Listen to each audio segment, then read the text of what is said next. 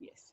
So now that we are live on Facebook and we have Rasna here, we are exactly, according to my phone, it is 4 p.m. exactly. According to my laptop, it is 4:01. So I don't know which one is right.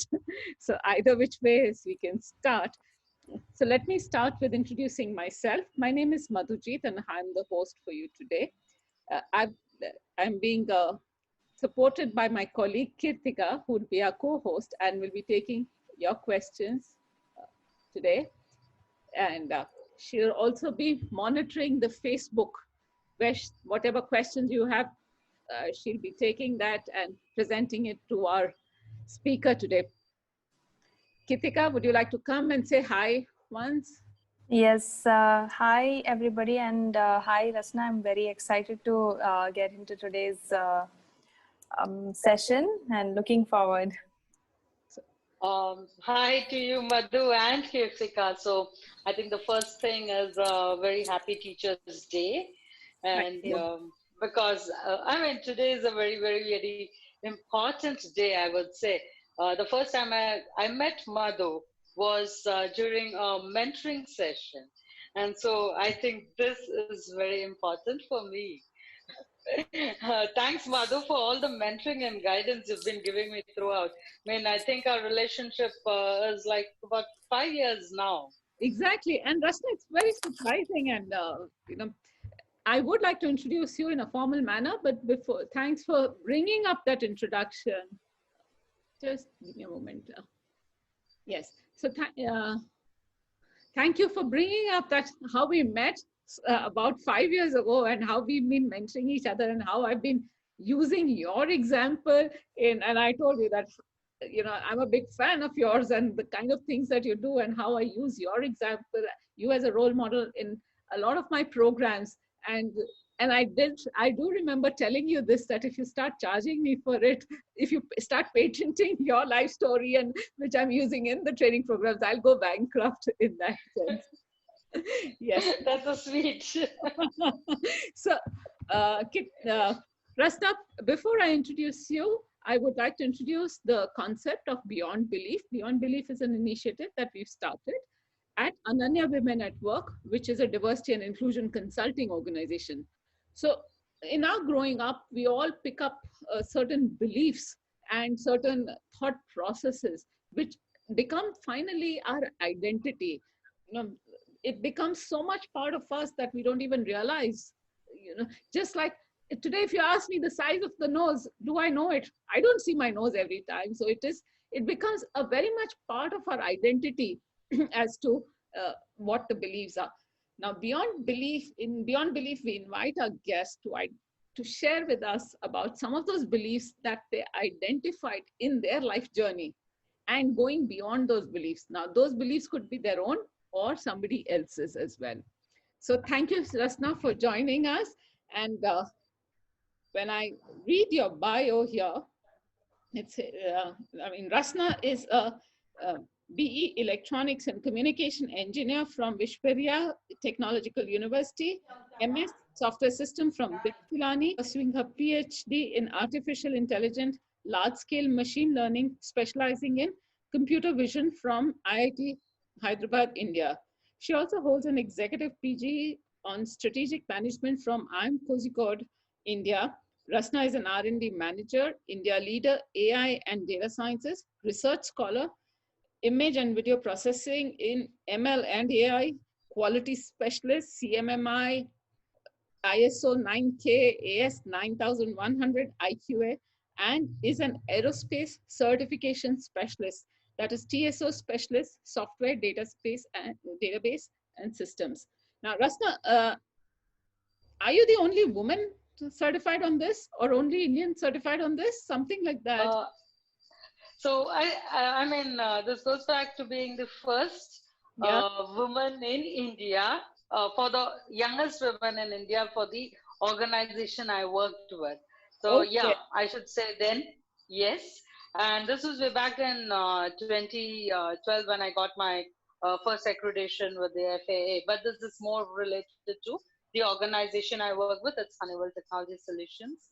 and it's a very prestigious. So we are called the International Certification Engineers as a group there, because we are outside the United States. So this is the reverse, right? Yeah. We call them international, but at one point in life, we are called international. But yes, said is right. And this is if you look at India as an organization, and I mean the entire country, right? All of the organizations. Honeywell is the only one organization who has actually run this program based off outside of the United States. And otherwise, certification authorities, which are very commonly known in the aviation industry, for India is the DGCA, Okay. and United States is FA. So that's how it just works. But that's a very high level information, and as simple as I could explain it. Yeah, I'm aware of it because when we met first time, that time itself, you tried to explain it, and I said, okay, that's all I want to, I need to know. So, according to you, your last 17 years of career have been a complete roller coaster, yet a beautiful and memorable journey with three different companies and an opportunity to start your own venture and R&D organization. Your professional experiences encompass a wide range of techno manager types of roles, working end to end project product lifecycle management, ranging from software lifecycle, system engineering, data science, analytics, quality control, quality assurance, certification, and regulatory compliance, along with competency, change, people, and program management. Your experience also includes multidisciplinary hardware, software, firmware, and IT related, IoT related products development in different domains. You have one patent. I mean, we have only the first guest on our show who's got a patent on her name. 5 invention disclosures and 2 white papers. Her white paper was judged best white paper by Hyderabad Spin Conference by HICIA. She has won the annual Outstanding Engineer Award, annual President Award, and multiple technical and people leadership award during your time in Honeywell. So that's Rasna for you. And thank you, Rasna, for agreeing to be on our program and sharing your experiences with our guests today. Now, Rasna, I will start with your personal life. Growing up in a very, very conservative family, somebody, where forget about women, even men don't educate themselves, and women don't even reach adulthood before they're married. So, how was it for you growing up and then choosing electronics and communication for engineering? If I must specify on those words, yeah. So, well, first of all, again, I mean, thanks for giving me this opportunity, to be on this show. And especially on this day, I mean, I really thank you for that, because it all started with the teachers back in my school days, who actually mentored and trained and found, certain skills with me, I would say, and groomed me throughout. And along with it, I would say, as you said, I hail from a very conservative family from a Malabar region in Kerala, Kannur. Were very few at those times. Very few, men and women actually saw the finish line of college. It was more related to business. Dubai was one big tagline for anyone to do their career was Dubai. That's how it used to be. And my dad, being an IT, he was a diploma holder. He moved to Bangalore, and that's the point, turning point where he actually decided to move the family as a whole to Bangalore. And what it may be, I mean, he had this one thought always, that he wanted to educate his girls. Yes. So we are 3 siblings, all 3 girls. I'm the middle one. He said, he only used to tell us this, women need the highest education that they can acquire to survive in difficult times. So when he started, when he just enrolled us with Kendriya Vidyalaya NAL, that was the only thing that he thought, my kids have to just complete the 10th grade, that's the time, I would say 30 years back, 30 to 40 years back, right? And so I think that was the first change, where he went beyond, the expectations of the larger family, bringing out his wife and kids out to a different stage. So I think that's very different, and I think that's really the turning point. But then, yes, uh, at that point, I mean, for me, it was just learn, learn, learn. So he has given this dream, right? There's this bigger, larger dream that he painted for us, saying 10th grade. But then, as we got educated in a very good school, which is a CBSE board, we found, there were a lot more opportunities. Yeah. And I think Dad was in an aerospace industry. He worked with National Aerospace Laboratory. And so that, actually triggered, I think, the feelings within me to get into the same line. The passion for aerospace came in from there. And so I think I just started to follow my dream. So, yeah, I should say that's the first point, to get into this education line. His words still ring to me. I mean, uh, saying about the highest possible education, and I think that's very, very valid in today's day. And it's all related to the right kind of job that you can take. It doesn't mean any job. His terminology of education then was about the skills that you could acquire, uh, which could just help you survive. And especially those were the days when women in our society, either a divorcee or a widower, did not have any other means to survive, apart from relying on their larger family. So I think that's the critical piece there. And so Very, yeah, very, my journey began there. yeah, very, very forward thinking, I would say, for those times, in those times, coming from a very small town as Kannur. So, And there's something else that, when you specifically talked about engineering, right? So I was this kid who used to open up any instrument that comes home first. okay. So this is going back to a childhood memory that I still have. So Bush Baron television was the first few color televisions, which Yes, was launched in India. I remember. And I was a very stubborn kid. Okay, my childhood memory says, like very stubborn. This is what I need at home. Yes, this is it. So my dad brings the TV home, and the first thing I do is take a screwdriver, open it out to look at what the film tube looks like. Oh, wow. It was, I mean, that was a day I could probably 8 or 9 years then, I think. I just can't recollect exactly. But yeah, I think that's where my foray to electronics started. Uh-huh. However, when I finished my 12th and when the entrance exam results were out and I was in for the counseling, I actually chose to be an architect. Okay.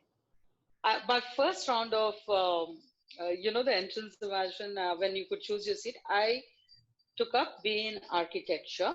Right? It seems like the dad used to say, see, you know what, you're a girl. And for us as a family, the first thing is we have educated, given you the good education. But then now in architecture, when we inquired, they said 6 months you're outside the college, doing a lot of field work. Okay. So he was hesitant. And as a family, yes, we understood that. I mean, as a child, then probably I didn't understand much. But then I said, yeah. And throughout my schooling, also, it was like, in the toppers in the school. So it didn't matter to me which field I took. It was just a craving, that architecture, a passion. And more so because I do a lot of paintings. My hobbies are like, doing a lot of crafts. So I think that's what brought me there. But today, when I look back, I think I would say he did the right choice. Okay. As a parent, I think he really knew what his daughter was capable of. And of course, he had taken, inputs from a lot of other people, including my teachers. And that's the way that I got into electronics and communication branch. After that, 2002 is when I actually finished my graduation. And this again, I just finished my graduation and the marriage, the wedding vows and all those discussion at home, and I wasn't ready yet. So I said, no, I want to get enrolled for my master's before I get tied the knot. But then, things were different then. Currently, I started to look at my career opportunities, and I took up a job with National Aerospace Laboratory. But Okay. that was the exact time when the IT boom was on. Yeah.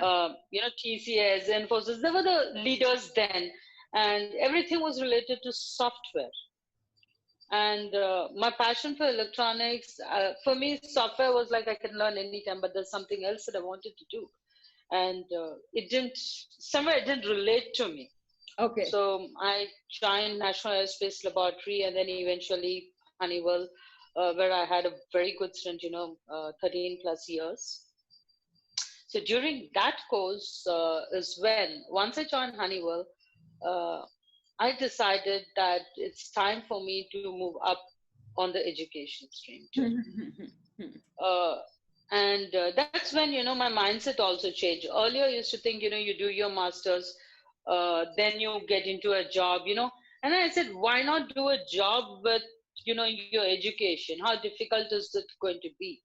And so with God's grace and again, a lot of, I think organizations help and everything, I enrolled for myself for master's from BITS Pilani, along with work. So 2 years, two, I actually completed it in 3 years time. Okay. The reason being, I had to extend my final papers. I was due for my child on the same day as my exam was scheduled. Okay.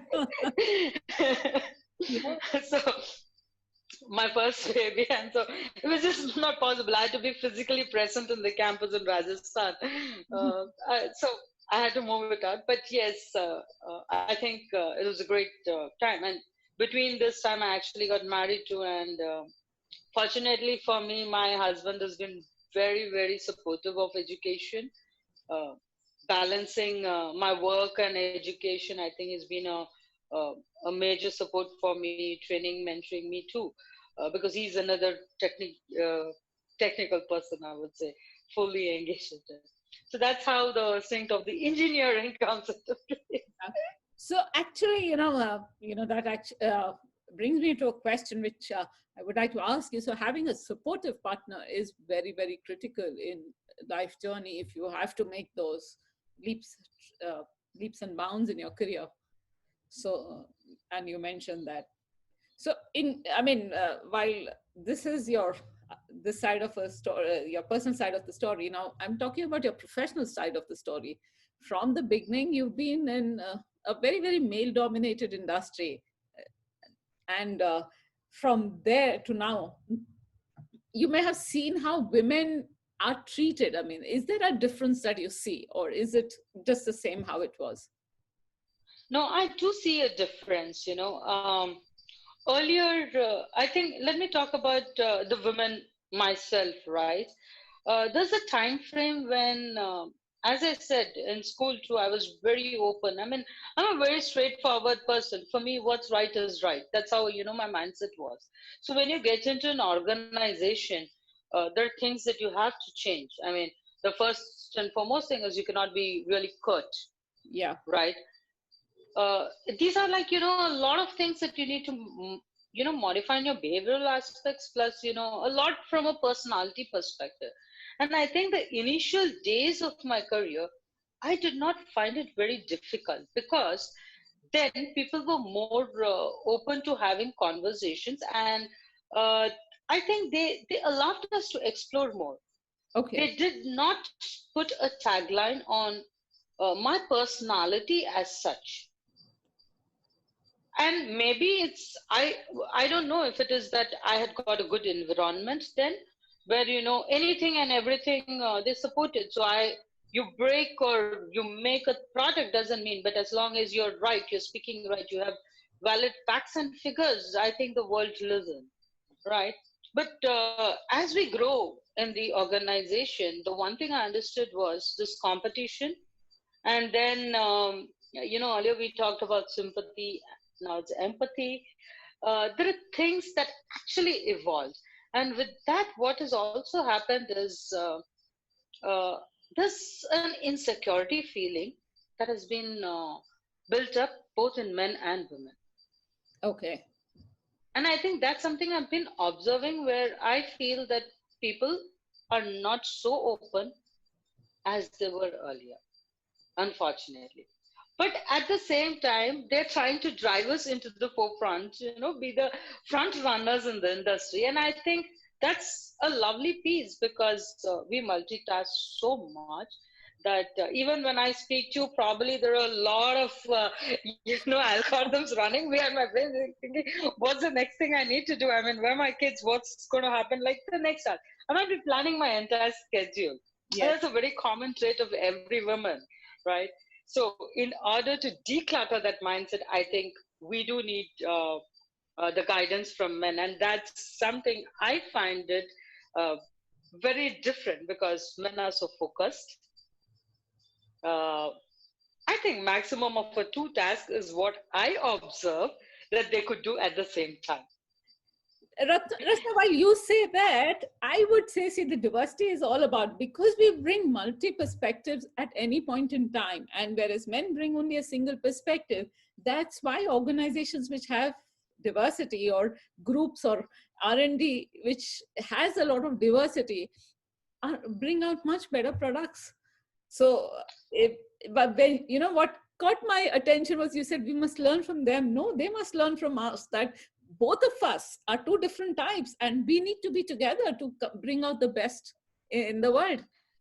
I agree, but at certain points in life during your career, what I actually realized is it's not always about the multitasking. We might bring multiple ideas, but then to get that into the focus stream, right? As I said, I Yeah. had a lot of opportunities. Now, to choose what is really important, that's probably where I get bogged down, because maybe I am more sentimental sometimes, and it's a women trait. It's not about an individual.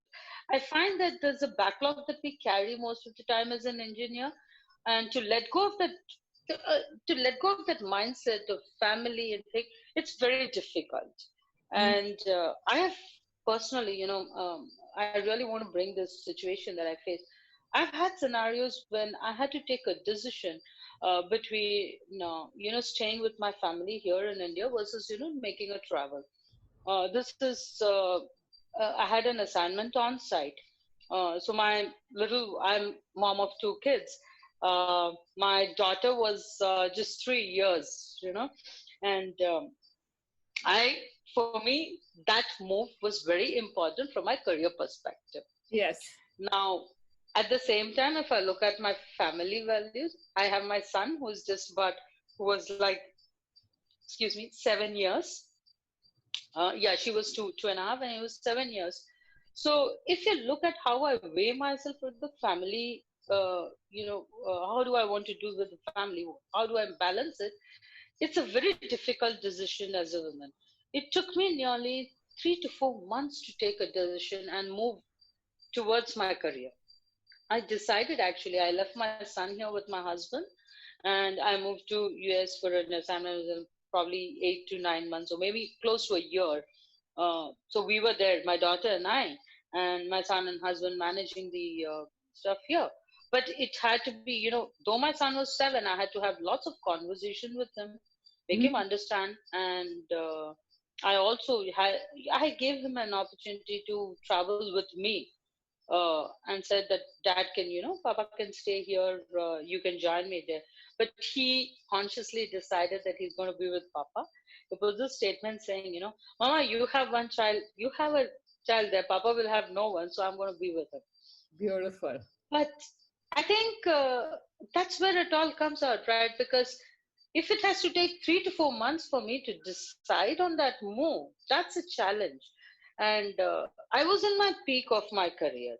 So if I look at just career, and I'm sure not very few men would think about it, because they don't need to take their child along, and especially in India, I would say, they're more dependent on us from childcare and other segments. Today, thankfully, with COVID, I think everyone's at home. They do the balancing, True. right? Or we do have support systems. Yeah. We rely on maids, we rely on daycares. But I think this is where it comes back to there are the needs when we need to focus, there is a specific requirement, and at some time, if you have to grow in an organization, I think that's critical. A second instance I would quote is, I never One thought I minute. would leave my family No, here just 1 minute. and move. Uh-huh. So I want to touch a little more upon this incident that you've shared. So I leave it to you whether you want to take it up after you've shared the second one, or you want to take it up now. I'll take it after the second one because it's Perfect. very related. Perfect. In the Perfect. second case, now this is about after a 5 year, gap. Yeah. I actually quit my job with Honeywell because I decided to pursue my doctorate, and work, life, education was becoming difficult. Especially, I was working literally, I would say 24 hours in supporting three different zones. We'll talk about it, but then after a year, I actually got an offer with a company based out of Pune. Okay. So this is the second time when I had to take this decision of whether I want to move forward with a career or, sit back. And do I want to take the risk, right? And of course, you have this gap that you have taken from a corporate world, though that 1 year I had done quite a bit of stuff. Uh, did I want to take it? And it was a great opportunity. It was not something like, it's probably a dream, I would say sometimes, right? I didn't want to say no. And I actually went for it. But if you ask me, 5 years back, would I have taken this decision or would I even thought about it? Of course not.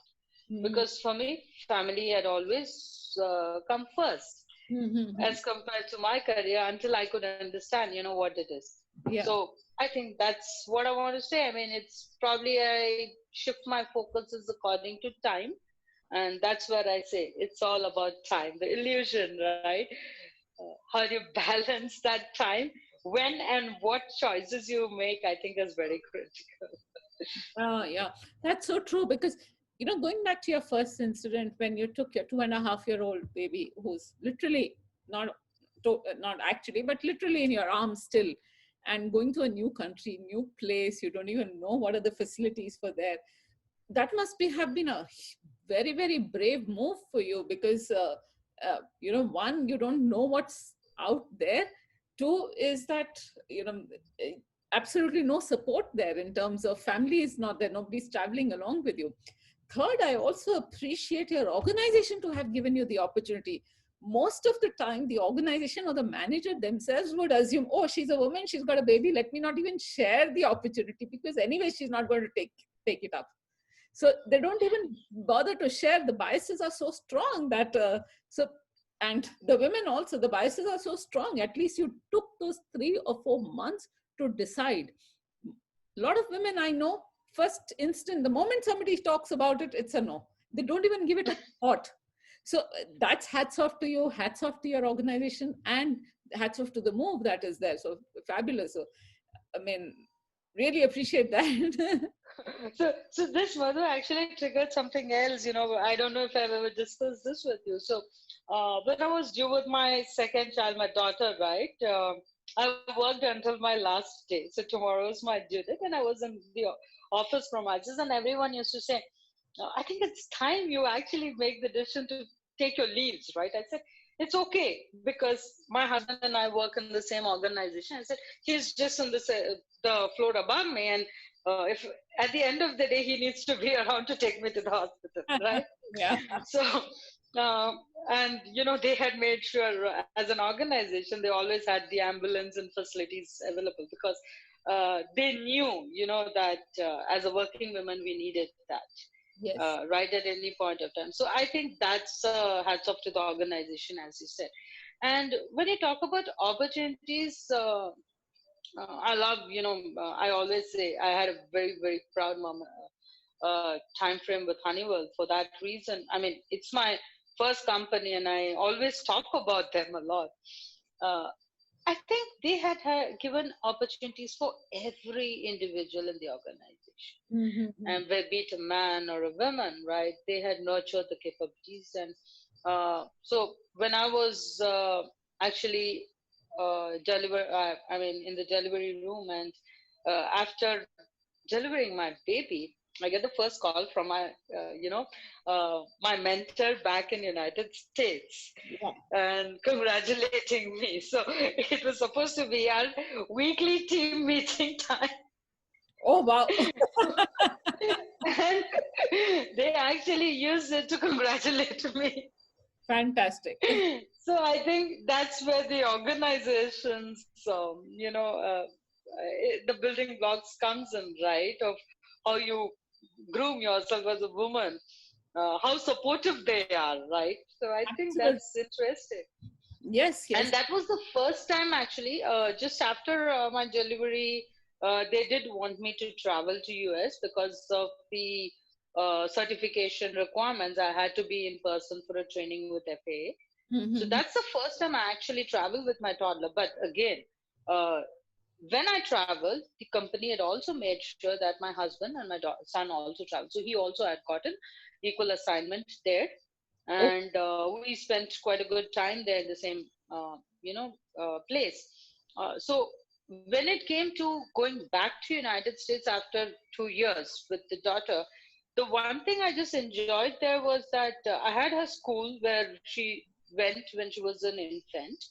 All records were that. So from that perspective, it was easy for me to just go back mhm. there, and they did remember my daughter. Oh, that's nice. So they were like, yeah, we know her. I mean, I just gave talked about, and they just remove her records. So the first challenge for me, which I feared, actually had just nullified. Mm. So within 2 3 days, the first thing was, how do I settle my daughter? Of course, there's this 1 week time when she is like difficult there. The second thing was, of course, related to medical insurance and living there, right? The lifestyle changes. Yeah. Uh, Fortunately for me, I had lots of colleagues there from my organization who was very supportive. To take me around to the malls, get the supplies until I picked my car and started driving there. So Yeah. I think that was really helpful. So it was not as challenging for me as I really anticipated. Okay. All right. Good. So that stream went on very smooth. Of course, I did miss my son. So that was like, That difficult time, I yeah. would say. Yeah. But Yeah. yeah, it was not so challenging. But on the other side, when I did my second move to Pune, I found it difficult Okay. because when I took my child there, I couldn't actually make such arrangements. So And within India, it's more difficult. It's yes, I found that moving across states in India was more difficult. And I have always traveled with my daughter for all my assignments then. And I used to have, like in Bangalore, I did have an alternate daycare. So when I travel to Bangalore, she is like, this kangaroo pouch for me. Carried her there. But she had her own facility. So that's how I actually balance my, um, you know, uh, I would say my life part, yeah. giving time to her. Hmm. And my son was, I think he's slightly more mature than he has to be. So he was more supportive of it and he understood it. And I think that added a lot of value to this. And as you said, my spouse. So I think that's where it all went to. Interesting. So, I mean, that talks a lot about, what inclusion is all about when you share the story that the first time you went and the assignment, there was an assignment for husband as well. They identified it. So it is the organization becoming more inclusive of you. That's so true. And the country becoming more inclusive. Now it's high time we try to identify things within the country, or the new organization should organize. I mean, our organization should identify infrastructure for children when they want parents to move. Right now, a lot of, as you said, a lot of, we take up a lot of ownership of our children. But, you know, if we have to become equitable country, then the same infrastructure should be available for men as well. I always thought daycare facilities, right, in India didn't have so much importance for Yeah. these reasons. But I think the moment men take in charge of the family equally, right, I think that's also going to change, and probably that's where it relates to, right? Mm-hmm. The diversity and inclusion piece. Yeah, that's true. So, so at the, I mean, you were doing your uh, peak of your career. You just decided once again to go back to education. So initially, your education was along with your career, but for your doctorate, you've kind of chosen again. I don't think anybody else in India, any other woman in India, would have chosen artificial intelligence and data sciences. So, in fact, I saw this Facebook post of Yeah, I mean, yeah, I saw this LinkedIn post rather.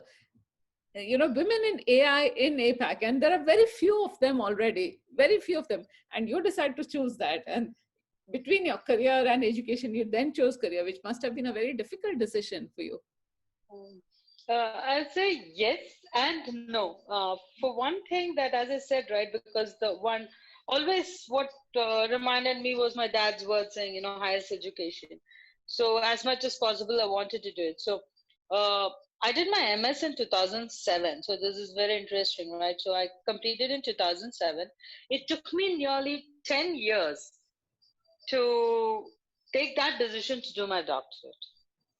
The two reasons there is the first part is that what do I do doctorate in, right?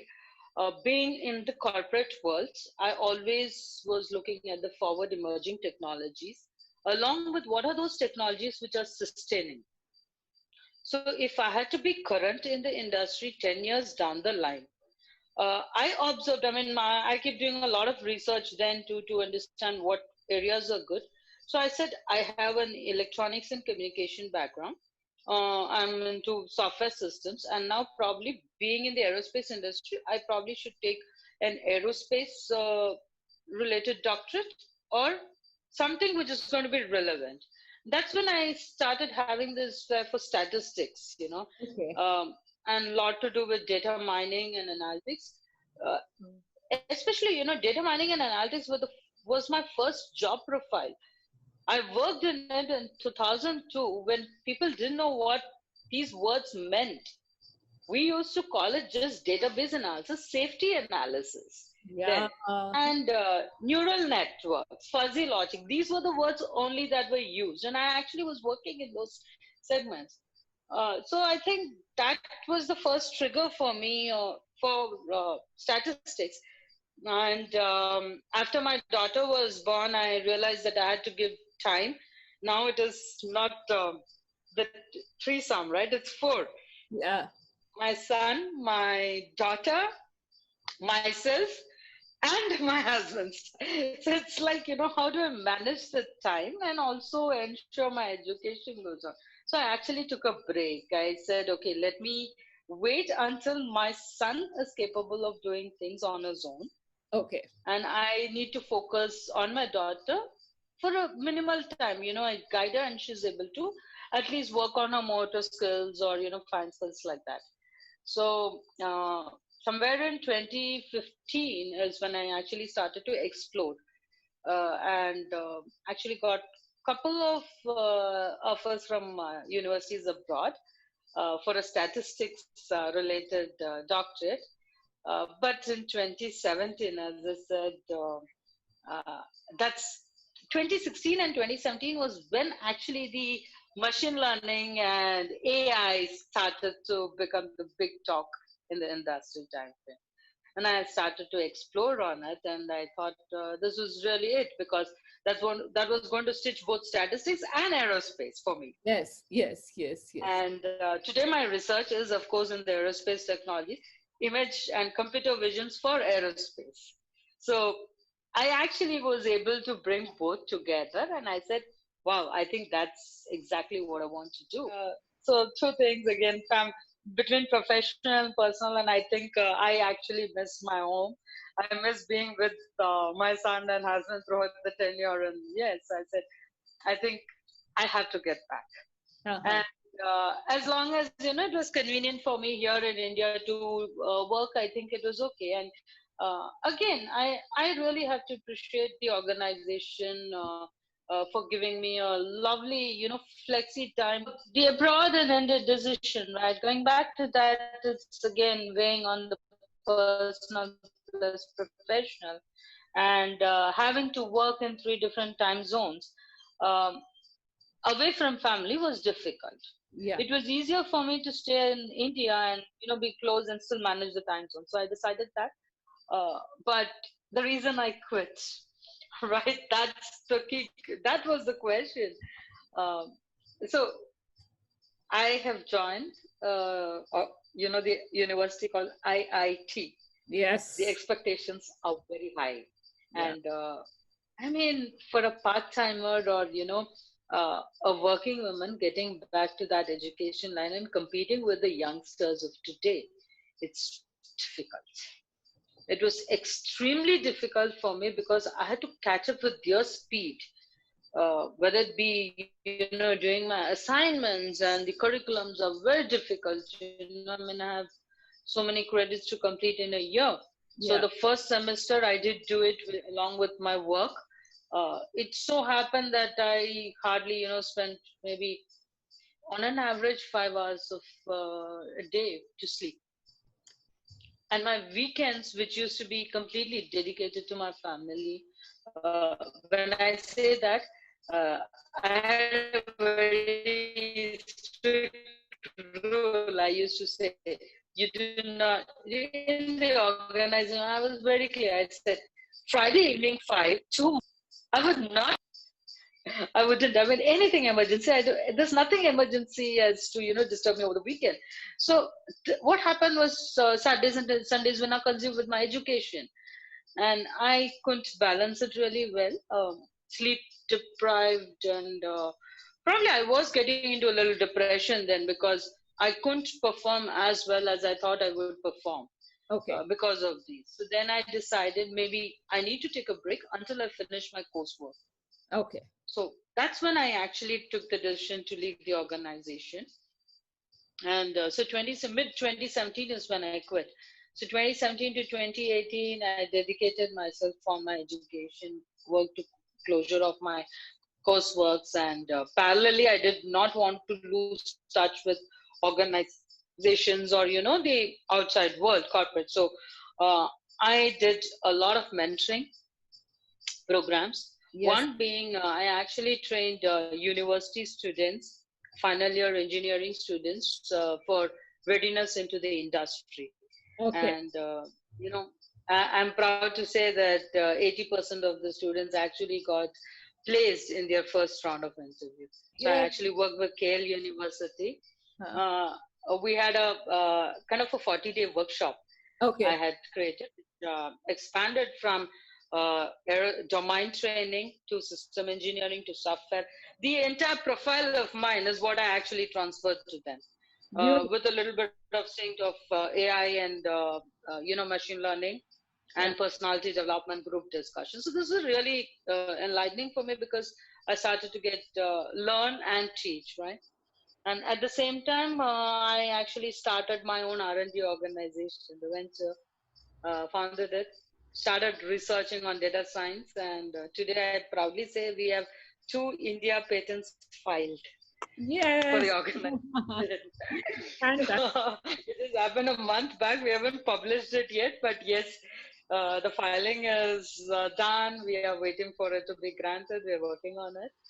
And so I think that was really nice for me because I started to think like an entrepreneur, right? Being corporate and now moving out to being independent, and then moving away from the aerospace, yet being in aerospace. Like, my education still continued in that path so that, I still have a way back to that industry, but I also focused the other segments and understood more about what's going on in the world. And I think that's the other part of how I manage my time, and looked at those opportunities, the critical opportunities, right? When do you pick those opportunities, and what's the right time? I Yeah. think that is very critical for us uh, as an individual to decide how you balance your family. When do you give your time to your child versus when not? It's okay. I mean, it's okay if the child is in a daycare. I know I used to have that sentiments, and my first child, saying, how can I leave them in a daycare? I need to be around. But at the same time, what I observed was having left my daughter in a daycare in the early ages made her more independent and more, fast forward than I thought. And I was tension free because she was in an environment of multiple people. I Mm, didn't have to rely on a one maid who came in. Like, the clock ticks for us as to our morning starts. Did my maid come in, or is she not coming? I mean, I think that's the first thing we do. So if she doesn't come, my entire day is done, right?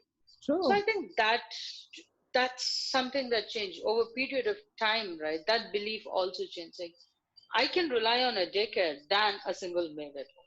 Yeah, yeah, yeah. That's so true. Still, school is just early schooling, and that's a mindset change. I would say the belief, right? Early schooling or early socialization, I would say, What because we we stay in, yes, very have. single unit families. The story of the PhD and leaving job, Yeah. and of course the last year I quit my other job too for the reason of family. I was getting homesick. It's more the depression kicking in me, and my daughter openly told me, "Mama, I can't stay without you." So then I said, "Okay, come back. It's time." But I think it's time because that's a very good decision at that time frame, and you get to open up, you get to learn more, you get to evaluate where you want to go. You don't have to go in the speed at which the world wants you to go. You have to choose your speed, and that's very important. Ah, and that is where you talk When you about really illusion feel of you time. have to stop.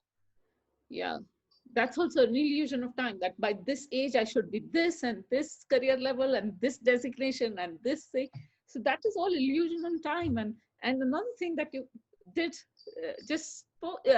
touched on very briefly, but I'd like you to elaborate a little more. At some point in time, you were managing three different time zones in the same day. So in the 24 hours, how did you manage with family, with work, with everything? I love this question for two reasons.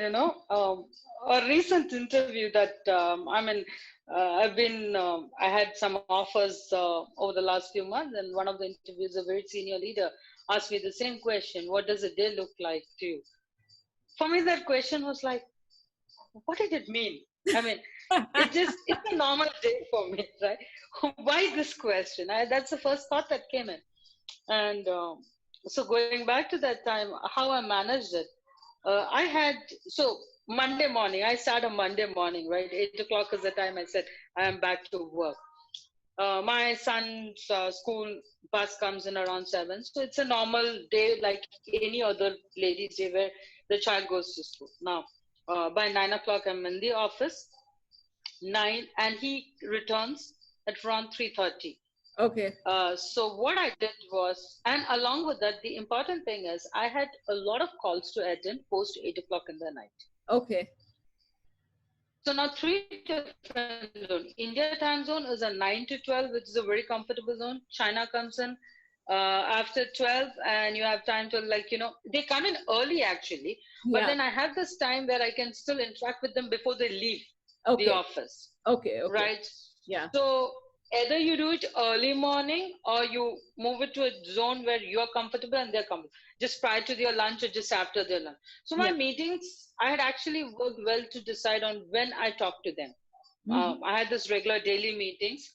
So for India, I kept the slot saying this is my available time. For China, this, and then when I'm back 8 o'clock, right? So 3:30 when I'm back, I come back home to pick my child, and so I would have actually completed my most of the time work that I had to do in the office.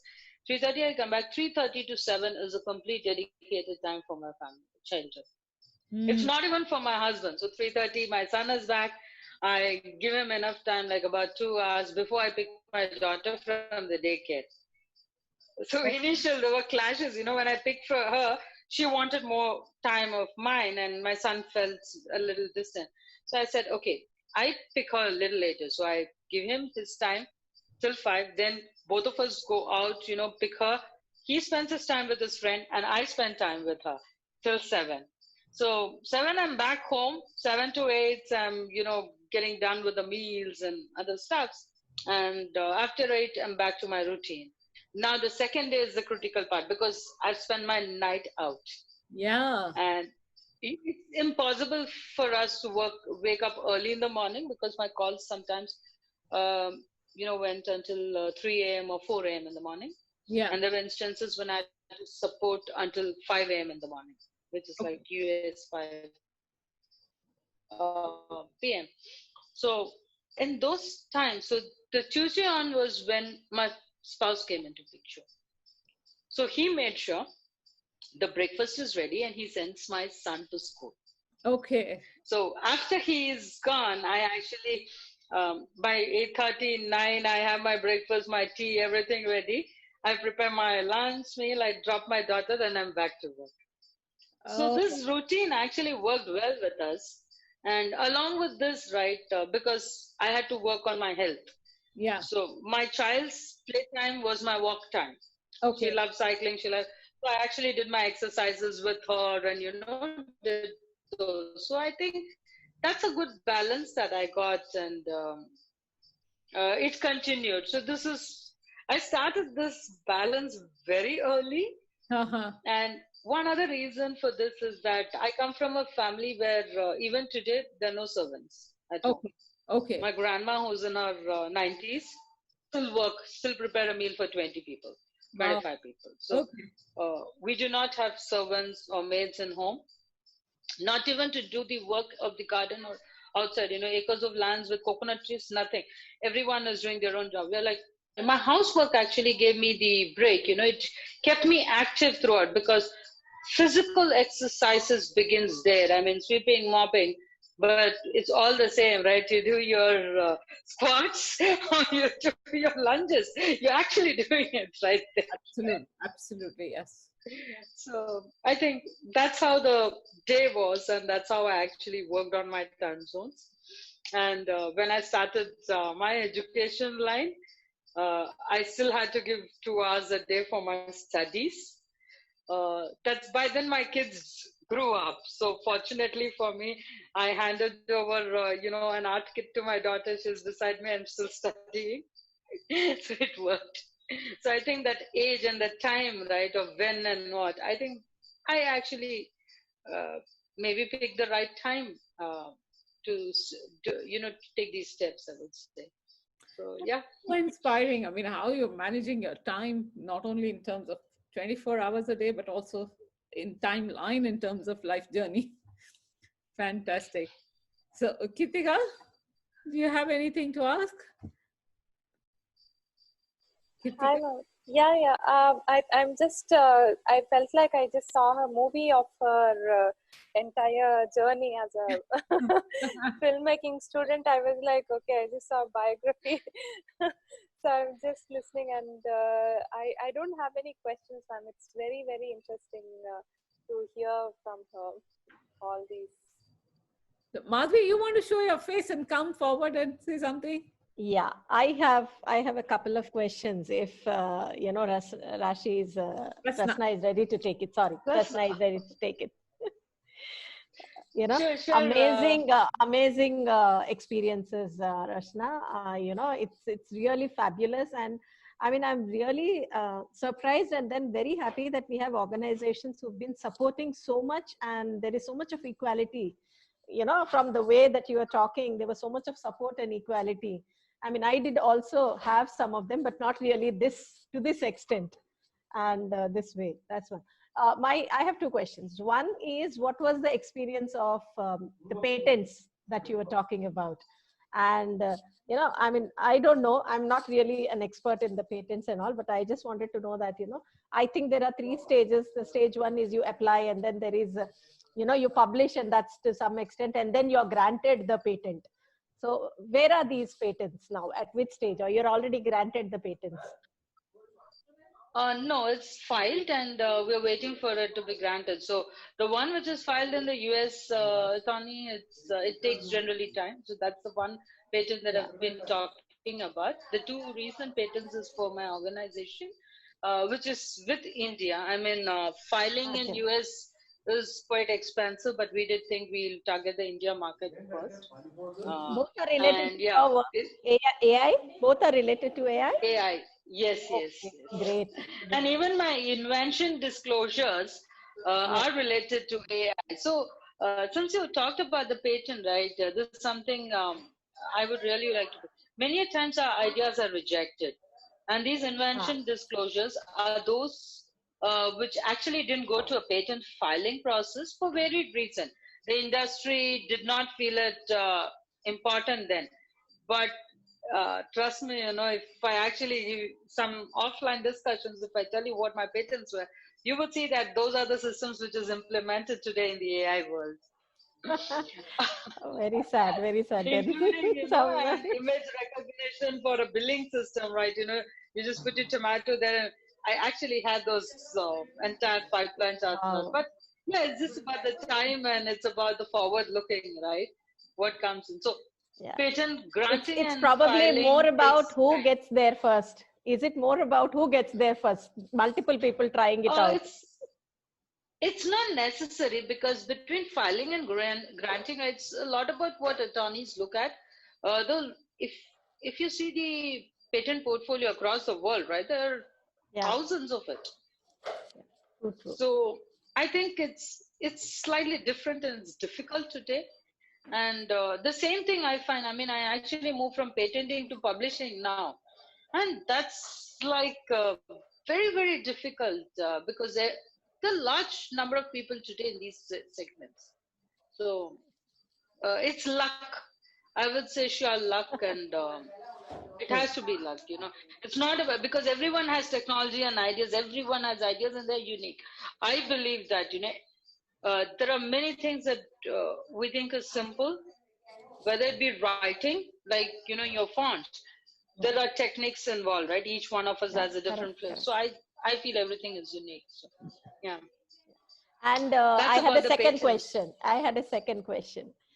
You were talking about your entrepreneurial journey, and I just wanted to know your entrepreneurial journey, especially as a woman. Was there any difference, or is it more or less the same? Oh, people are more welcoming if it's a woman. Okay, good. It's easier. It's easier if you're a woman to get through this entrepreneurial journey. At least I've seen in India. No, but while you say that, Rasna, I would also share that women don't end up getting funding for their entrepreneurial journeys. Women don't end up getting customers for their entrepreneurial journey. Maybe the authorities are a little more giving more little, because they have to show to their authorities that they're granting. They've made so much easy for women. But otherwise, on the other side, it's even more difficult to get. If you try and get funding for your R&D organization, it's very difficult. I would say that, I mean, maybe yes and maybe no. I don't put it back to the women alone, but I say it's probably the way we approach at it. Yes. I have observed it's not that every woman has the same situation, okay? The networking piece of it is very important. How much are you going to go? That's, I think, and how much are you ready to pick up the phone and talk to people? I feel at times we just sit back and we get demotivated. 2 calls and the third call, oh my God, he's going to answer the same. Well, I think we have to keep pushing ourselves, and then it works. Okay. So it's not just about women, but it's also men. If you look at the entrepreneurial journey, right, you have thousands of men more than women in that segment, and still trying to figure out, where do I get the funding from? True. And LinkedIn has, you just take out the list of entrepreneurs, millions of people on this journey. And everything is stuck. I have not seen any great product come out yet, because it is coming out. That the boom, right? That fineness, I think that's still there. I mean, it's a long journey. And yeah, figures do matter. I mean, you do need angel investors. Oh yes, and especially for R&D, because we don't know. At least for commercial products, they know after 6 months, after 10 months, after 20 months, money will start flowing in. But R&D, it's like a Yeah. So right now, what we're trying to focus as an entrepreneur is also to do researches in segments which industry is looking for. So one thing I learned, because I worked in the corporate environment as well as a researcher, right? So there's a gap. When a researcher looks at it, it's only about improving performance, but when an R&D or when a corporate looks at it, it's about productization. The novelty may not be in the algorithms, but then if I'm able to mix both the product's novelty along with the algorithmic novelty, right? I think that's the key there. So if I'm able to provide such a service, I think we make it into the segment. So yeah, and being on the research side in the AI and data analytics side, I think it's more convenient. Not much of a hardware and requirements, as I'm already equipped with that. But yeah, yes, of course, difficult to get the right, I would say, right customers. And there's a lot of talking, there's a lot of engagement, that's networking required for it. And to prove your concept itself is difficult. So, yeah. Thank you so much for sharing that. And Madhvi is a lecturer in marketing. So she... Yeah, in fact, a couple of things that when you were sharing, I was thinking, wow, this is an example. Yeah. True. Maria, I think you are the person, right? The marketing folks whom we need. No. Most of the time, you're our friend. Yeah. You market our products into the market. Absolutely. So, anyway, I mean, that's... True. Very true. Very true. Very true. Nice. So, Rasna, one last question now, since Kritika doesn't have a question. Now, if you were to look back and you were supposed to give one advice to Rasna, who's just getting into her life journey or career journey, I would say, what would that be? I mean, right now, Rasna, young Rasna is asking you. I'll say... Go ahead, sorry. I would just put it this way, if you cannot have a smile on your face every day, at the end of the day, then consider that you're not in the right path. The job is not meant for you. That day is not meant for you. That's not the one that you need to run behind. So I think at the end of the day, it's that smile that brings your ones and your ones closer to you. And that's what reflects, back about yourself. So I think that's the one thing I'll tell them. If you don't enjoy, you don't enjoy it all. If you don't enjoy the work, don't continue. There's a huge big world out there elsewhere. Yes, I mean, you'll find it. It's just a matter of the time, right? And be patient. Avoid depressions. I think that's one thing.